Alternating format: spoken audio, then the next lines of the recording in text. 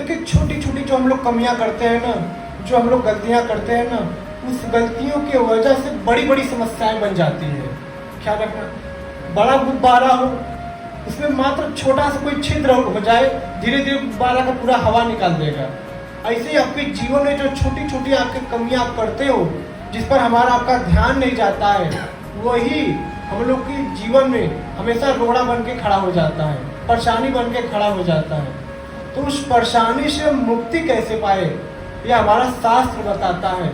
अगर हम शास्त्र के अनुकूल चले तो शायद अपने जीवन में आप खुशी से अपने परिवार को चला सकते हो, अपने जीवन को खुश रख सकते हो। अन्यथा अगर आपके घर में छोटी छोटी समस्याएं तमाम अगर प्रवेश कर गई तो समझ लीजिए कि आपके जीवन में हमेशा परेशानी परेशानी रहेगी। आपके घर में नेगेटिविटी, जो नकारात्मक ऊर्जाएं होती है, भूत प्रेत भी वास कर लेते हैं। हाँ, पितृ दोष, वास्तु दोष, ऐसे ऐसे दोष आपके घर जो दोष होते हैं, या आपके अपना घर में आपके इतना जटिल तरह से जगह बना लेते हैं कि आपके घर से बाहर नहीं निकलते हैं। आप परेशान हो जाते हो, फिर कहोगे कि महाराज जी घर छोड़ दे क्या, घर को तोड़वा के ऐसे बनवा दे क्या, कुछ करवाने की आवश्यकता नहीं है। आज मैं आपको बताता हूँ, अगर आपके घर में वास्तु दोष हो गया हो तो आप क्या करें। वास्तु दोष का और लक्षण है, जैसे घर में भोजन आप कितनों अच्छे से बना रहे हो लेकिन इसमें स्वाद ना आना। इसमें पितृ भी होता है, वास्तु भी होता है। अगर पितृ दोष होता है तो कभी कभी भोजन आप बहुत कुछ डाल के बनाते हो लेकिन उसमें स्वाद नहीं आता है, जैसे लगता है बड़ा अजीब भोजन लग रहा है आपका। मतलब आपके घर में कुछ ऐसी नेगेटिविटी, जो ऊर्जा, नकारात्मक ऊर्जाएं होती है, अपना प्रभाव डाल दी है। इसलिए आपके घर की जो स्थिति वो खराब कर दी। जो भोजन भी बना रहे हैं वो भी अच्छा नहीं बन रहा है, और उस घर में तो हमेशा समस्या ही समस्या, रोग व्याध कुछ न कुछ हमेशा आती जाती रहेगी, उस समाप्त होने का नाम ही नहीं लेती है। तो आप वास्तु दोष से कैसे बचें? वास्तु दोष से बचने के लिए आप अपने घर के मुख्य द्वार पर शंख बनवाइए, चक्र बनवाइए। अगर आप कोई धातु को नहीं बनवा सकते हैं तो कोई जो चित्रकार होता है उसी से बनवा दीजिए अपने घर के मुख्य द्वार के ऊपर, या कोई चौपाई लिखवाइए। अच्छा, कोई सीताराम सीताराम लिखवा दीजिए, ओम का दृश्य, ओम का कोई चित्र है उसको दर्शा दीजिए घर के मुख्य दरवाजा पर। इससे क्या होता है कि घर में नकारात्मक ऊर्जाएं और जो पितृ दोष होती है और घर का जो वास्तु दोष होता है, ये सब चीज़ों से मुक्ति मिलती है। अनायास ये सब चीज़ें आपको घर में प्रवेश नहीं करती है। छोटी छोटी चीज़ों को जब हम करेंगे ना तो खुद ही आपको प्रभाव दिखने लगेगा। देखिए, मनुष्य सोचता है कि मैं सब कुछ अच्छा कर रहा हूँ तो मेरे साथ अच्छा होगा। कभी कभी मनुष्य बहुत ज़्यादा गलतियाँ भी करता है, हर चीज़ का ज्ञान तो उसके पास होता नहीं है। इसीलिए सत्संग करना बहुत ज़रूरी होता है। कि मैं बार बार कहता हूँ, सत्संग सुनो। सत्संग सुनने से ज्ञान होता है, बिनु सत्संग विवेक ना हुई। अगर सत्संग नहीं सुनेंगे तो आपके अंदर विवेक कभी नहीं हो सकती है। सत्संग सुनेंगे तो आपके अंदर हर प्रकार का ज्ञान होगा और आप अपने परिवार को खुशहाल रख सकते हो। अगर सत्संग से विमुख रहोगे तो आपके जीवन में हमेशा तकलीफ ही और दुख ही रहेगा। सत्संग आपके जीवन में जो दुख है उसको खत्म करता है, उसको दूर करता है। सत्संग आपको पुण्य की प्राप्ति कराता है, सत्संग आपको ज्ञान देता है। तो सत्संग की बहुत बड़ी महत्ता है हमारे शास्त्रों में। हमारे ऋषि मुनियों ने इसका गाथा को गाते चले आए। इस सत्संग की महिमा को भगवान ने गाया है अपने मुखार से स्वयं। तो सत्संग की बड़ी महिमा रही है। तो सत्संग तो वही सुन सकता है जिसके ऊपर भगवान की बड़ी कृपा होती है। सत्संग सब नहीं सुन सकते हैं। आप चाहे जैसो यहाँ पर आए हो, चाहे कोई दुख लेकर आए हो, कोई समस्या लेकर आए हो, लेकिन भगवान की कृपा से ही आए हो, नहीं यहाँ पर नहीं बैठ पाओगे। भगवान की कृपा है तभी आप सत्संग को श्रवण कर पा रहे हो। तो सत्संग सुनने से भी वास्तु दोष दूर होते हैं। इस बात का विशेष ख्याल रखिए। देखिए, घर में कीर्तन करने के लिए क्यों बोलता हूँ? जिस घर में सुबह शाम आधे आधे घंटे कीर्तन होते हैं, भजन होते हैं, उस घर में नकारात्मक ऊर्जाएं, वास्तु दोष, पितृ दोष, मजाल नहीं कि वो आपके घर में प्रवेश कर जाए। जैसे जिस कमरे में एसी चलते हो, हाँ, अगर उस कमरे में बाहर कितनों तेज धूप हो, कितनों बड़ी गर्मी हो, लेकिन जिस कमरे में एसी लगा है उसमें प्रवेश करते ही उस धूप का जो गर्मी का प्रभाव वह शून्य हो जाएगा। होगा कि नहीं होगा? उसमें गर्मी लगेगी? नहीं लगेगी। ऐसे ही जिस घर में भगवान का भजन होता है, भगवान का कीर्तन होता है, भगवान का चिंतन होता है, उस घर में नकारात्मक ऊर्जा, उस घर में भूत प्रेत कोई भी ऐसी दोष है उस घर में प्रवेश नहीं कर सकती है। इस बात का विशेष ख्याल रखिएगा। देखिए कितने लोगों के मैं घर में गया हूँ, कितने लोगों के घर में जाने से लगता है कि यहाँ से कब बाहर निकल जाऊँ। घर तो बहुत बढ़िया बनवाए, लाखों रुपया लगा कर घर बनवा दिए हैं, लेकिन घर में जाने का मन नहीं करता है। क्यों? क्योंकि उनके घर में नकारात्मक ऊर्जाएं हैं, नेगेटिविटी है, कोई ना कोई दोष है। इसलिए वहाँ की जो जमीन है वो उस ऊर्जा, वहाँ पे सकारात्मक ऊर्जाएं नहीं है। नकारात्मक ऊर्जाओं की वजह से उस घर में अच्छा नहीं लग रहा है। बात समझ रहे हैं? अच्छा, आप लोग भी कहीं किसी के घर में गए होंगे तो कभी क्या होता है, किसी घर में जाने से मन नहीं लगता है, अच्छा नहीं लगता है, मन उदास उदास लगता है, होता है कि नहीं होता है? तो उसके घर में मतलब लक्षण है कि कोई ना कोई दोष है। बात समझ रहे हैं? अच्छा, एक बात और है, मैं कितने लोगों को घर में भी देखा हूं कि लोग इतना पैसा लगाकर घर बनवाते हैं लेकिन घर के ऊपर जूता लगा देते हैं। जूता, पुराना फटा जूता लगा देंगे तो नजर नहीं लगेगी। भैया वो पुराना फटा जूता है, उसमें तो खुद ही नकारात्मक ऊर्जाएं भरा हुआ है, कहाँ से पहन के आए हो, और इतना नया मकान इतना पैसा लगा के बना रहे हो और उस पर लगा दिए जूता। जब कोई व्यक्ति नहा धोकर बढ़िया से क्रीम पाउडर लगा रहे उसके ऊपर जूता पहना दो पुराना फाटा, कैसा लगेगा? बढ़िया लगेगा? नहीं बढ़िया लगेगा ना। आप इतना अच्छा खासा घर बनवा रहे हो, इतना पैसा लगाकर, नया घर है और जूता टांग देते हो, इससे घर में निगेटिविटी ही आएगी और जूता नकारात्मक ऊर्जाओं के ही खींचेगा। बात समझ रहे हैं? इसलिए कभी भी आप अपने घर में मकान बनवाइए तो जूता चप्पल कभी भी ना टांगिए, उस घर के ऊपर ध्वज लगाइए, चाहे पीला ध्वज हो, चाहे लाल ध्वज हो, चाहे भगवा ध्वज हो, कोई भी ध्वज हो, भगवान को चढ़ाकर, जिस भी इष्ट में आपकी श्रद्धा है, जिस भी इष्ट को आप मानते हो उनको चढ़ाकर उस पर आप ओम का कोई चंदन से ओम बना दीजिए, उस पर स्वास्तिक बना दीजिए और कोई अच्छा खासा बांस काट के लाइए, उस बांस का भी पूजा पाठ कर लीजिए और उसमें ध्वज लगाकर अपने घर के ऊपर लगा दीजिए। बात समझ रहे हैं? हाँ, कोई पतली कहीं भी होगा तो उसमें लगा कर भी आप लगा सकते हो छत के ऊपर। इससे घर में सकारात्मक ऊर्जाएं आएगी, इससे भगवान की लोग कहते हैं झंडा ऊंचा रहे हमारा, तो आपका घर ऊंचा कैसे रहेगा? जब अच्छी चीज लगाओगे तभी तो रहेगा। जूता चप्पल लगाओगे तो होगा ऊंचा? हाँ, जूता चप्पल लगाओगे तो घर में दरारें आएगी, घर में दरारें से घर फट के गिर जाएगा। हाँ, झंडा लगाओ, हर सनातनी के घर के ऊपर झंडा होना चाहिए। झंडा लगाने से क्या होगा कि आपके घर में स्वयं भगवान हरि की कृपा होगी, आपके घर में देवी देवताओं का वास होगा। इसलिए हर मंदिर में देखेंगे ना ऊपर झंडा लहरता रहता है कि नहीं? ऐसे ही घर में भी झंडा लहरना चाहिए। आश्रम में झंडा लगा है ना, देखो ना, लहरता है कि नहीं लहरता है? सबके घर में झंडा होना चाहिए। पीला भी झंडा लगा सकते हो, कोई भी लाल पीला भगवा कोई भी झंडा लगा सकते हो पूजन पाठ करके। इससे आपके घर की सुरक्षा होती है। आपको लगेगा कि महाराज ये कपड़ा से क्या होगा? कपड़ा से आपका तन ढका हुआ है कि नहीं ढका हुआ है कि नहीं? अगर देखिए हम लोग जो लाची दाना होता है, कोई फल होता है, जब भगवान को चढ़ा देते तो क्या हो जाता है? प्रसाद हो जाता है। होता कि नहीं होता है? जिस जल को हम भगवान को चढ़ा देते हैं क्या हो जाता है? प्रसाद हो जाता है। उस झंडा को अगर हम भगवान को चढ़ाकर जब हम अपने घर के ऊपर लगाएंगे तो आपके घर का रक्षा वह झंडा सदैव करेगी। आपके घर में पितृदोष नहीं होगा। बात समझ रहे हैं? हाँ, इसलिए मैं बोलता हूँ, बार बार कहता हूँ, घर में जोर से मत चिल्लाओ। जिस घर में लोग बहुत गरज के चिल्लाते हैं, बहुत जोरों से बोलते हैं, वहाँ लक्ष्मी माता का वास नहीं होता है। अगर आपके पास पैसा आ भी ना आए तो जाने का भी रास्ता कोई ना कोई खुला होगा उसका।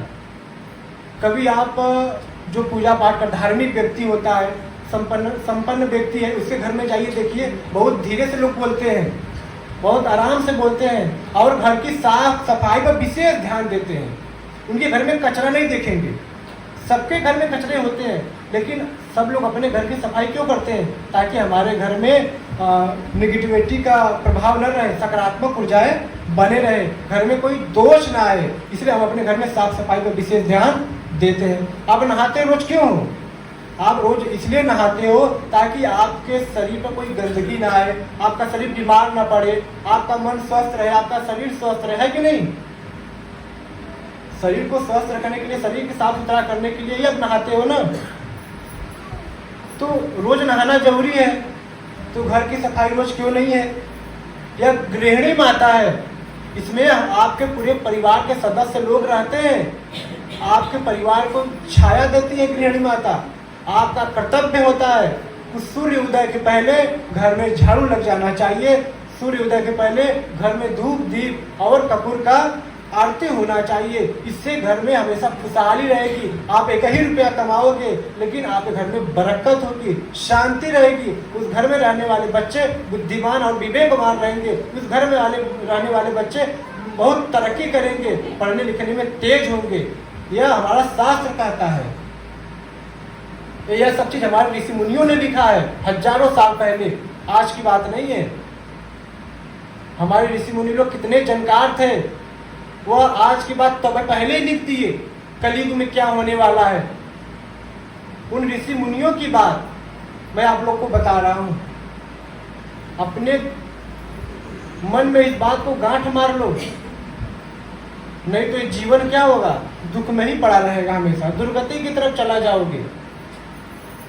जैसे एक मूर्ख व्यक्ति होता है, शराबी, उसको बोलो कि शराब छोड़ देगा तो उसको बहुत बुरा लगता है कि हमको शराब छोड़ने के लिए बोल रहे हैं, क्योंकि इसकी लत हो गई है।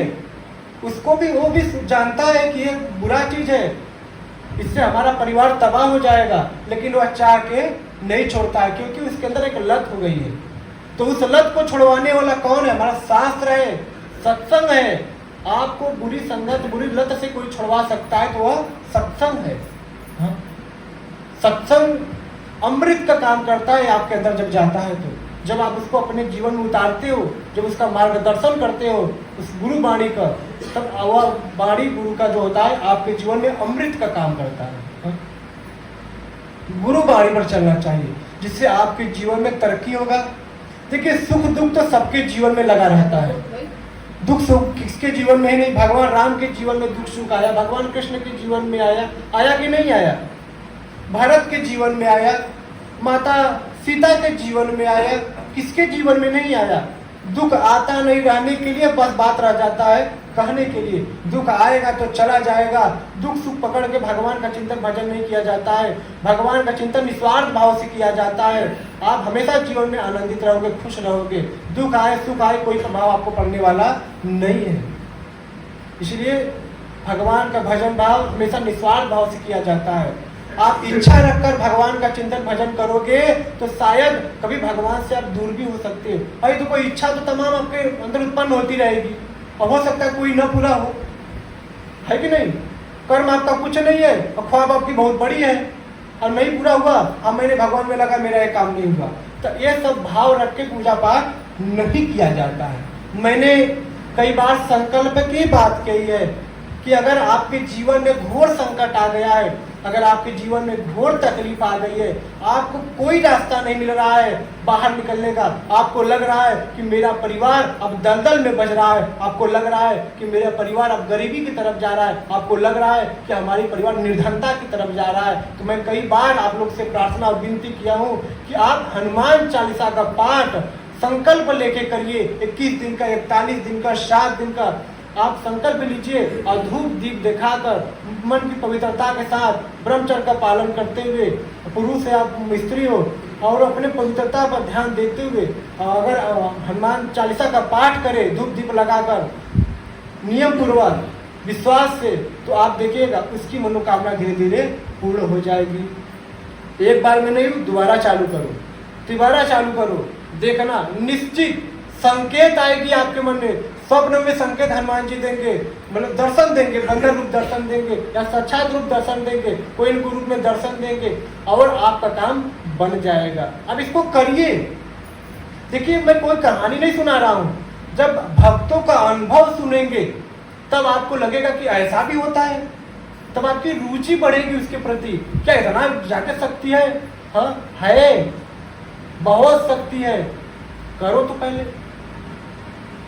देखिए, हमारे जो भी शास्त्र वेद बताता है वह हम लोग के लिए है कि जब जीवन में तकलीफ आए तो आप गुरु के मार्ग को चुनो, गुरु जो बता रहे हैं उनके मार्ग पर चलो। देखो, जीवन में चमत्कार होते हैं कि नहीं होते हैं, आपकी मन्नतें पूरी होती है कि नहीं होती है, जरूर होगी। नुकसान नहीं होगा, फायदा ही होगा। जब आप भगवान के लिए समय देंगे, भगवान क्या कहते हैं? भगवान कृष्ण कहते हैं ना, आप एक पग बढ़ाओ तो मैं 100 पग बढ़ाऊंगा। आप एक भी नहीं बढ़ाते हो ढंग से, भगवान 100 कदम बढ़ाने के लिए बोल रहे हैं। वो बोल रहे हैं सिर्फ आप एक बढ़ाओ, आप एक भी बढ़ाने के लिए तैयार नहीं है। सोचो, ये दुर्भाग्य है आपका कि आप एक बढ़ाने के लिए तैयार नहीं है। दुर्गति की तरफ चले जाओगे जो भगवान से विमुख हो जाएगा। इस बात का विशेष ध्यान रखिए। एक प्रेत योनि में व्यक्ति था, वह भगवान से प्रार्थना किया कि प्रभु, हम प्रेत योनि में बड़ा कष्ट में हैं, बहुत पीड़ा में हैं, प्रभु हमको मनुष्य शरीर एक बार दे दो, मैं फिर से अच्छा काम करूंगा। भगवान से बड़ा प्रार्थना करता था। तो भगवान ने उससे कहा प्रेत से कि तेरी संस्कार बहुत बुरी है, तू कई जन्म से पाप करता आया है, तो अगर तुमको मैं मनुष्य शरीर दे दूंगा फिर भी तुमने वही संस्कार वाला कार्य करोगे जो तुम पहले से करते आए हो। तुम पहले अपना जो कर्म भोग लो। तो बहुत भगवान से प्रार्थना किया, प्रभु एक बार मनुष्य शरीर दे दो। बहुत, क्योंकि प्रेत पीड़ा तो बहुत बुरा, सबसे नीच योनि और सबसे दुर्गति वाली कोई योनि होती है तो प्रेत योनि होती है, सबसे कष्टदायक योनि होती है, ऐसा हमारा शास्त्र कहता है। मैंने खुद अनुभव किया इस चीज को। तो भगवान ने कहा ठीक है, मैं तुमको मनुष्य शरीर देता हूँ। जब भगवान ने उसको मनुष्य शरीर दे दिया, जब छोटा रहा तब तक कुछ भक्ति भजन किया, धर्म का काम किया। जैसे जैसे वो बड़ा होने लगा तो जो उसका पिछला संस्कार था वो फिर उसको दबेड़ने लगी, फिर उसी संस्कार में चला गया और धीरे धीरे वही बुरा कार्य फिर करने लगा। फिर वो बीमार पड़ गया और फिर मर गया, फिर उसी प्रेत योनि में चला गया। भगवान ने कहा देख लिए, मैंने कहा ना तुम्हारा संस्कार वही अभी है। तो जो आप मनुष्य शरीर में आए हो, आपका जो संगत गड़बड़ हो गई है ना, आपका मन शुरू में ही बुरा है, वो जो पूर्व का संस्कार है उसके वजह से आपका मन हमेशा डिस्टर्ब रहता है, आपका मन भगवान में नहीं लगता है, आपका मन हमेशा टेंशन में रहता है, डिप्रेशन में रहता है, बौखलाया रहता है। पूर्व जन्म की जो आपका संस्कार है वो आपके ऊपर डाल रही है। इससे बचने का मात्र एक ही उपाय है, भजन। भजन से ही बच सकते हो और किसी चीज से कोई बच नहीं सकता है। इस बात का विशेष ख्याल रखिए। आप संसार को सुखी समझते हो, संसार सुखी है। अगर मैं इतने लोग बैठे हो, अगर मैं सबको बारी बारी उठाने लगूं, बारी बारी सबको उठाकर मैं बोलूं कि सुखी कौन है, तो सब लोग कोई ना कोई गाथा अपना गाएंगे, किस वजह से हमको पीड़ा है। सब कुछ अच्छा है लेकिन एक जगह लेकिन है। इस मृत्यु लोक में मैं बार बार कहा हूं, कोई सुखी नहीं है, यह दुखालय है। हम यहाँ अपने कर्मों का भोग भोगने के लिए आए हैं और आप सुखी तभी हो सकते हो, अपने परिवार को सुखी तभी बना सकते हो जो डिप्रेशन में आप रह रहे हो, जो इतना चिंता में हो रहे हो, जो आप अपने परिवार से, अपने समाज से, अपने बच्चों से, अपने पति से, पत्नी से परेशान है। अगर आप भगवान में लगोगे तो शायद इस भोगों से बच सकते हो, अन्यथा उसी में अरूझ कर अपने जीवन को नरक बना दोगे। जियोगे तो जरूर लेकिन जिंदगी जीने का कोई मजा नहीं मिलेगा, इतना ख्याल रखना। अगर जिंदगी जीने का मजा चाहते हो तो भजन की तरफ आओ, टेंशन दूर रहोगे। ये संसार की जो माया है वो अपूर्ण रूप से आपके ऊपर अपना प्रभाव नहीं डाल पाएगी। कलयुग का प्रभाव आपके ऊपर नहीं हो पाएगा, कलयुग का प्रभाव आपके घर में प्रवेश नहीं कर पाएगी, क्योंकि आपके घर में कीर्तन होता है, आपके घर में भजन होता है, आपके घर में सुबह शाम धूप आरती होती है। इसलिए कलयुग आपके घर में जाने से डरेगा। देखिए, अगर आपके घर में रात को चौमुख बत्ती जल रहा है तो चोर आने में डरेगा आपके घर में प्रवेश करने के लिए, है कि नहीं? वह सोचेगा कि सब बत्ती अगर बुझ जाता ये सब बत्ती जलना बंद हो जाता तो हमको इस घर में जाने में आसानी होती। ऐसे ही कली को महाराज जो है वो इंतजार कर रहे हैं कि इसका अगर घर में जो भजन भक्ति हो रही है अगर ये बंद हो जाता तो मैं अपने सब भूत प्रेत सबको लेकर उसके घर में चलता, ऐसे घर में कुछ तांडव मचाता, इन लोग का जीवन नरक में डाल दे। लेकिन आप अपने घर में लक्ष्मण रेखा खींच दियो भक्ति रूपी से।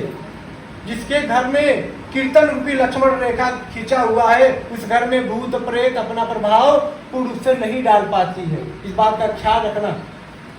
जिसके घर में भगवान का भजन कीर्तन नहीं होता है उसके घर में ही ऐसी चीजें जगह बना लेती है, और उस घर में जहाँ भूत प्रेत होता है वहां पर माता लक्ष्मी का वास नहीं होता है। यह मैं नहीं कह रहा हूं, यह शास्त्र कहता है।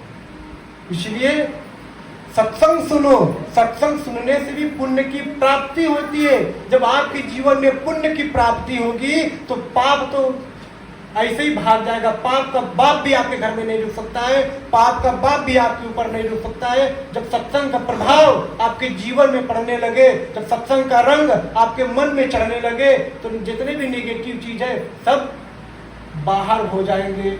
हाँ, सब उस रंग के आगे सब फीका हो जाएंगे, उसका पता ही नहीं लग पाएगा। क्योंकि ये जो सत्संग का रंग है ना इतना गाढ़ा, इतना परफेक्ट है, अगर आपके मन में एक बार चौचक चढ़ गया तो जीवन में कभी उतरने वाला नहीं है। हाँ, ये पक्का रंग है, एक बार चढ़ा लोगे तो फिर जीवन एकदम रम जाएगा, मन साधु हो जाएगा। गृहस्थी जीवन जियोगे लेकिन मन क्या होगा? साधु। हाँ, जीवन जीने का पूर्ण आनंद लोगे तब। जीवन जीने का लोग आनंद नहीं ले पा रहे हैं क्योंकि लोग जीवन जीने का कला ही नहीं सीखते हैं। जब से जीवन जीने की कला नहीं सीखोगे तब से जीने में मजा नहीं आएगा। इस बात का विशेष ख्याल रखिए। लोग पति पत्नी बन जाते हैं, पति पत्नी तो बकलोल भी बन जाएगा। एक पागल है उसका ब्याह कर दो वो भी पति पत्नी वाला हो जाएगा। बात पति पत्नी तक नहीं है, पति पत्नी का जीवन सुखी कैसे चले, इस जो गृहस्थी को आप अपना रहे हो इस गृहस्थी में आनंद कैसे आए, यह जब से कला नहीं सीखोगे तब से उस गृहस्थी में आनंद आने वाला नहीं है। देखो मैं बता ही सकता हूँ, बात समझ रहे हैं। और भगवान से प्रार्थना करता हूँ कि हे प्रभु जितने भी आपके भक्तगण आते हैं सबके ऊपर अपनी कृपा बनाओ। लेकिन भगवान की कृपा आपके ऊपर होती है लेकिन आपका ध्यान भगवान की तरफ नहीं होता है। जब देखो आप चार लोग के बीच में होते हो, जिस व्यक्ति का नाम लेके पुकारते हो वो व्यक्ति मुड़ मुड़ के बार बार देखता है। जब आप भगवान का बार बार नाम पुकारोगे तो भगवान की कृपा आपके ऊपर बार बार होगी और आपके जीवन में जो पाप है हुए होंगे कई जन्म का वो पाप कटेंगे और आपके जीवन में तरक्की होगा और आपका मन शांत होगा, मन पवित्र होगा और आप दुर्गति से बचोगे।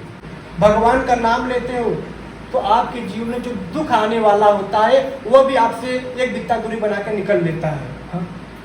अगर आपके पैर में मान लीजिए घाव लग गया, आप ध्यान नहीं दो, देख रहे हो कि घाव हो रहा है, ध्यान नहीं दे रहे हो, एकदम घाव पूर्ण रूप से हावी हो गया, तब आप उस पर दवा लगाना चालू करो, जल्दी ठीक होगा? आप बताइए जल्दी ठीक होगा? आप 4 दिन मंदिर में जाते हो, 4 दिन सत्संग सुनते हो, महाराज ठीक ना होती, महाराज जी ठीक ना होते, कहते कि नहीं कहते हो? भैया धीरज रखो, धीरे धीरे ने माना धीरे सब कुछ होए, माली सींचे 100 घड़ा ऋतु आए फल होए। अब माली सोचा कि 1 दिन 100 घड़ा पानी देके अब आम का फल निकालिए, 1 दिन तो कभी होगा क्या? एक ही दिन किसी वृक्ष को पानी देकर फल निकाल सकता है? नहीं निकाल सकता है ना। वह पानी रोज देगा लेकिन जब उचित समय आएगा तो उस वृक्ष में से उसको फल मिलेगा। आपके अंदर धीरज तो होता नहीं है। महाराज जी के 2 बार से जा रहा हूँ आराम नहीं हो रहा है, मैं मंदिर में जा रहा हूँ आराम नहीं हो रहा है, छोड़ो जाने दो और दुर्गति की तरफ चले जाओ। धीरज रखो, आप भगवान में लगे हो, आप भगवान को मानकर यहाँ आते हो, हमको मानकर नहीं आते हो। मैं बार बार कहता हूँ हमारे अंदर कुछ नहीं है, मैं प्रभु के सहारे बैठता हूँ यहाँ पर, उनकी कृपा है। ऐसा नहीं कि मेरे अंदर कुछ है जाओ कल्याण हो जाएगा, जाओ आशीर्वाद, कुछ नहीं, मेरे अंदर कुछ भी नहीं है। इस भ्रम में पड़ना भी मत, जो भी है उनके अंदर है। मैं उनसे प्रार्थना करता हूँ, उनसे विनती, उनकी भक्त हूँ, मैं उनका भक्त हूँ और भक्त भगवान से बराबर प्रार्थना करता है और भगवान को सुनना पड़ेगा ही। क्योंकि जो भक्त भगवान में 24 घंटा लीन है, उसके लिए भगवान भी 24 घंटा तत्पर रहते हैं, खड़े रहते हैं। जब प्रार्थना किया जाता है तो भगवान जो उचित होता है तो भक्तों के लिए वह कार्य करते हैं समय पर। सब कितने लोग जल्दी फल पा जाते हैं, कितने लोग को लेट होता है। उनकी कृपा जैसे जैसे होती है वैसे वैसे आपके जीवन में सुधार आने लगता है, आपकी कष्ट दूर होने लगती है। बात समझ रहे हैं? समझ में आ रही कि नहीं? तो अपने घर में रोज भजन करो, रोज कीर्तन करो, ताली बजा बजा के कीर्तन करो, धूप दीप लगाओ, घर में हल्ला गुल्ला नहीं, घर में झगड़ी झगड़ा नहीं, घर में शांति से रहो, प्रेम से रहो। ऐसे ही माता लक्ष्मी भगवान नारायण की कृपा होगी। एक बार समय तो नहीं लेकिन 2 मिनट और बोल देता हूँ। माता लक्ष्मी बोली कि जहाँ तुलसी रहेगा वहां मैं रहूंगा। तो भगवान नारायण बोले कि हम भी रहेंगे। तो माता लक्ष्मी ने कहा आप कहाँ रहेंगे? तो भगवान हरि ने कहा कि जहाँ तुलसी रहेगी, जहाँ तुलसी रहेगी वहां हम भी रहेंगे। अगर हृदय से तुलसी माता का पूजन पाठ किया जाए, हर घर में तुलसी माता का पेड़ होना चाहिए, और घर की मेन द्वारी खोलो तो सामने तुलसी माता का ही दर्शन होना चाहिए। जूता चप्पल का दर्शन न हो। सुबह उठते हो तो पहले जूता चप्पल खोजते हो। सोचो उस समय हमारा मन खाली रहता है। हाँ, उसमें सबसे पहले हमको किसको याद करना चाहिए? भगवान को याद करना। तो यहाँ देखते जूतवा कहाँ गए, चप्पलवा कहाँ गए? नहीं, पहले भगवान को प्रणाम करो, माता तुलसी का दर्शन करो, धरती माता को प्रणाम करो, उसके बाद जूता चप्पल जो खोजना है तो